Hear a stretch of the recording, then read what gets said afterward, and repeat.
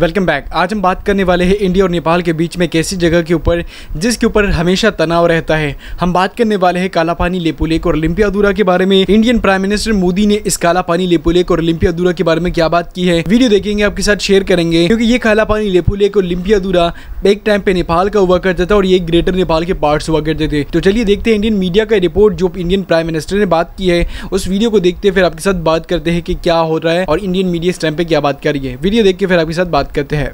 नेपाल ने काली नदी के पूर्वी इलाके पर अपना हक जताया है। दरअसल नेपाल से सटे उत्तराखंड के लिपुलेख में भारत सड़क को चौड़ा कर रहा है। रविवार 16 जनवरी को नेपाल सरकार ने भारत के सड़क निर्माण पर आपत्ति जताते हुए कहा कि भारत को ओलंपियादुरा, लिपुलेख और कालापानी इलाके में सड़क निर्माण नहीं करना चाहिए क्योंकि इन इलाकों पर नेपाल का अधिकार है। वहीं भारत इन इलाकों को अपना बताता आया है। 30 दिसंबर 2021 को उत्तराखंड के नैनीताल जिले में स्थित हल्द्वानी में भाजपा की एक रैली थी। इस रैली में पीएम मोदी ने जनता को संबोधित करते हुए कहा कि उनकी सरकार लिपुलेख दर्रे तक चौड़ी सड़क का निर्माण करेगी। नेपाल ने 2020 में नया नक्शा जारी कर पिथौरागढ़ जिले में स्थित काला पानी, ओलंपियादुरा और लिपुलेख दर्रे पर अपना हक जताया था। नेपाल की इस हरकत पर भारत ने कड़ी आपत्ति भी जताई थी। इंडियन एक्सप्रेस में छपी खबर के मुताबिक नेपाल के सूचना और प्रसारण मंत्री ज्ञानेंद्र बहादुर कार्की ने कहा कि काली नदी के पूर्व में स्थित लिपुलेख, ओलंपियादुरा और कालापानी इलाके नेपाल के अधिकार क्षेत्र में आते हैं और भारत को इन इलाकों में एक तरफा सड़क निर्माण बंद कर देना चाहिए। ज्ञानेंद्र कार्की ने आगे कहा, नेपाल और भारत की सीमा विवाद से जुड़े किसी भी मसले को ऐतिहासिक दस्तावेजों, नक्शों और संधियों के आधार पर आपसी बातचीत से सुलझाया जाए ताकि दोनों देशों के बीच संबंध ना बिगड़े। खबरों के मुताबिक भारत ने सड़क निर्माण की घोषणा 30 दिसंबर को की थी। तब नेपाल की ओर से कुछ नहीं कहा गया।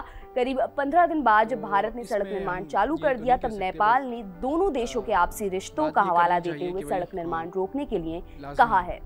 दूसरी तरफ काठमांडू में स्थित भारतीय दूतावास ने शनिवार 15 जनवरी की रात कहा कि ये सब जानते हैं कि भारत की नेपाल के साथ सीमा को लेकर स्थिति बिल्कुल साफ है।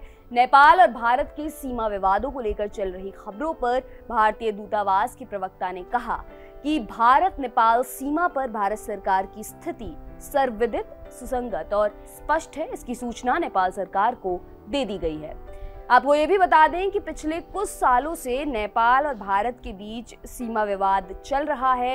इस दौरान कई बार विवादित बयान भी दिए गए। हालांकि नेपाल के प्रधानमंत्री शेर बहादुर देउबा के कार्यकाल में इसमें सुधार होता दिख रहा था, लेकिन एक बार फिर से लिपुलेख में सड़क विस्तार की घोषणा पर नेपाल अपनी आपत्ति दर्ज करता दिखाई दे रहा है।